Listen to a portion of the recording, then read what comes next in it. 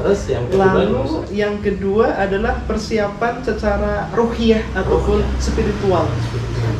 Ini mohon maaf nih pengalaman nih Pak Slamet. Ya. Kalau kita bersepeda kebetulan melewati jalan raya, ada yang nyerubut, rasa gondok gitu kalau orang Jawa, ada rasa amarah. Nah ini di saat kita berpuasa itu kita sedang dilatih sebenarnya ruhiyah kita, spiritual kita, kesabaran kita.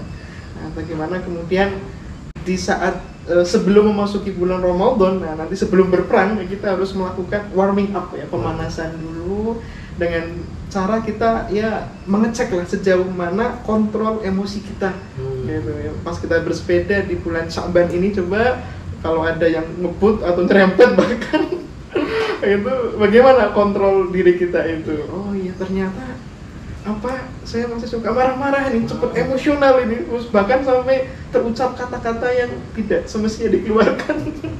Karena gitu ya masalahnya kadang di jalan itu kan itu dimungkinkan seperti itu. Maka bagaimana sebelum memasuki bulan Ramadan ini pemirsa sekalian, kita belajar untuk menyiapkan ruhiyah kita ya. Memperbaiki hubungan kita dengan Allah, hablumminallah secara vertikal, pun demikian juga memperbaiki hubungan kita dengan sama manusia secara horizontal, hablum minanas itu seperti itu. Kita dianjurkan untuk saling maafkan, ya, kemudian saling ridho, saling menghalalkan kalau masih ada mungkin pertikaian, ada perselisihan atau hal-hal yang membuat hidup kita kurang damai gitu, kurang rukun gitu.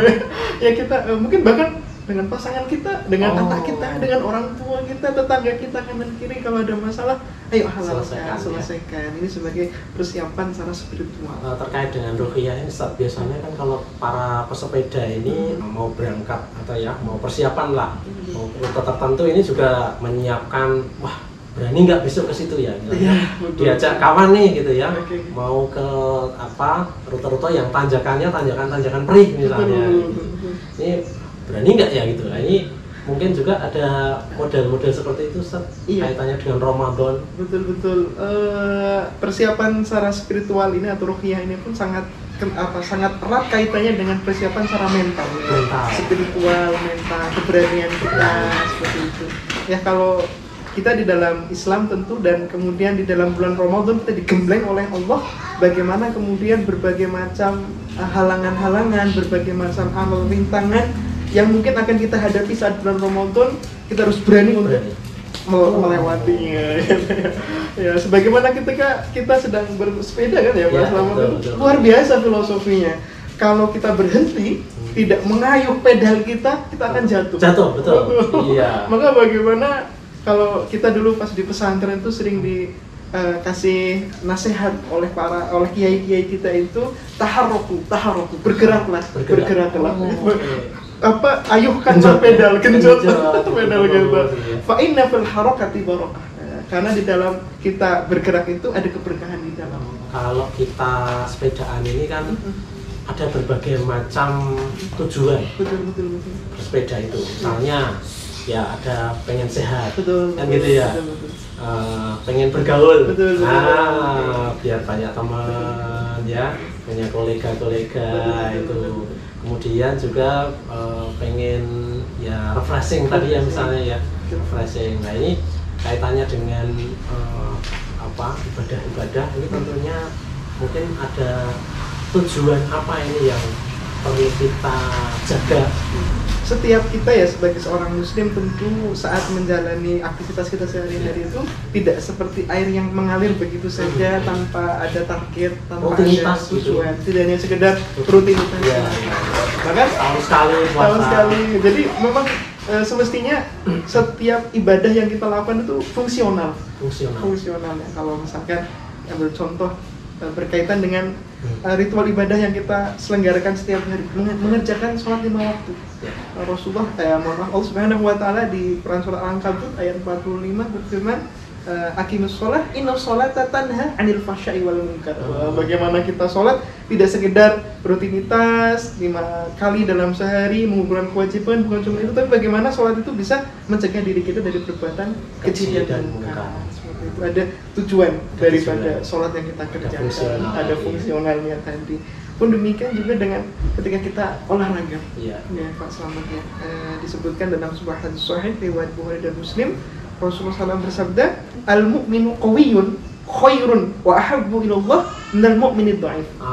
Jadi mukmin yang qawi, yang strong, kuat, ya, sehat itu khairun, lebih baik daripada mukmin yang lemah. Lebih Allah cintai, ahabbu ilallah.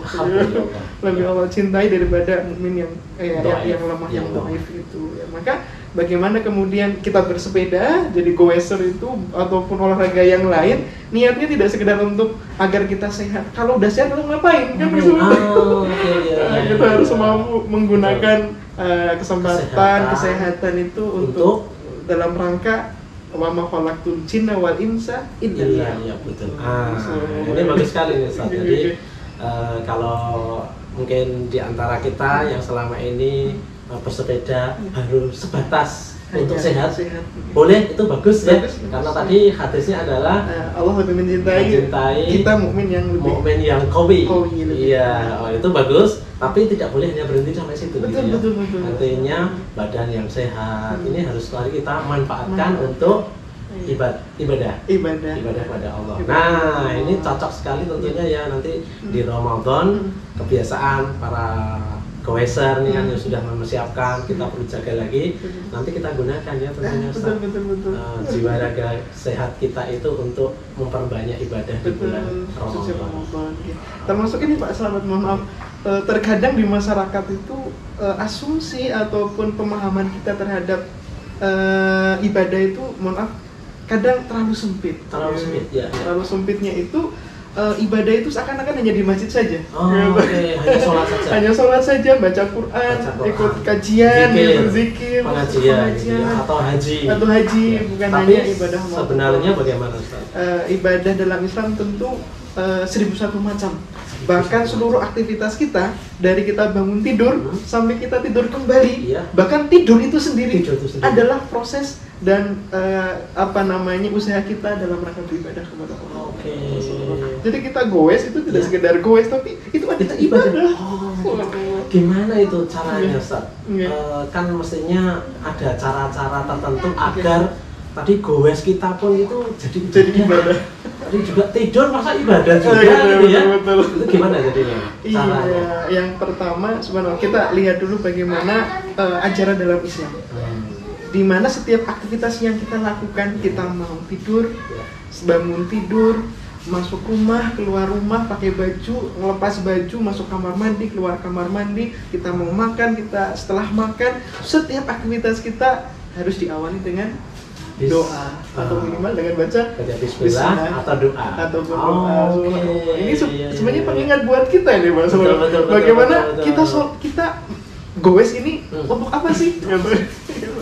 Maka kemudian kaidah yang tertuang dalam hadis Rasulullah yang tentu para pemirsa sekalian sudah cukup familiar ya, hadis riwayat Bukhari dan Muslim dari sahabat Umar bin Khattab radhiyallahu anhu. Rasul bersabda, innamal a'malu binniyat wa innamal likulli imrin ma nawa. Itu hadis Riyadhus Shalihin. Hadis pertama. Termasuk di hadis Arba'in An-Nawawiyah. Hadis yang pertama. Ini mengingatkan kita bahwasanya kita goes ini untuk apa sih? Kita bekerja, kita makan, kita minum itu untuk apa dan untuk siapa sih? Jadi bagaimana kemudian seluruh aktivitas kita bernilai ibadah? Pertama dari niatkan ini untuk Allah, untuk menjalankan perintah Allah. Saya goes agar sehat.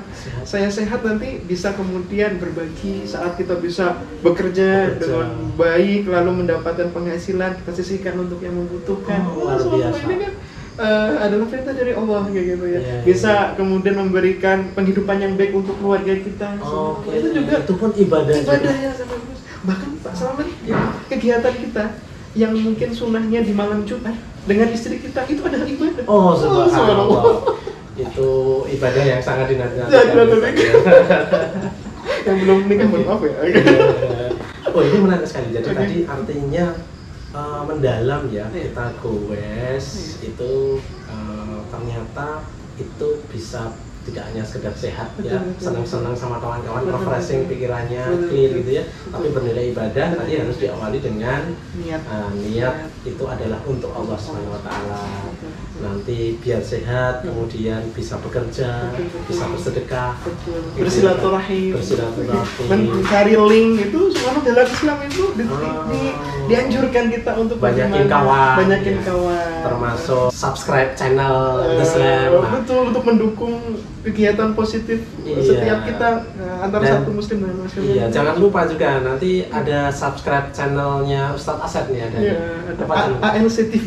ALC TV. Nah, nanti kita tulis di deskripsi ya, Subhanallah. ALC TV. Baik, subhanallah. Jadi tadi Ustadz persiapannya fisik, kemudian ruh ya tadi ya. ataupun mental juga. Mental juga ya, termasuk keikhlasan kita tentunya ya, niatnya tadi, niat kita kalau tadi goes, apalagi nanti ibadah-ibadah kita di bulan Ramadan, tentu itu hanya untuk Allah Subhanahu wa Ta'ala saja ya, bukan untuk yang lain, bukan karena tetangga, Oke.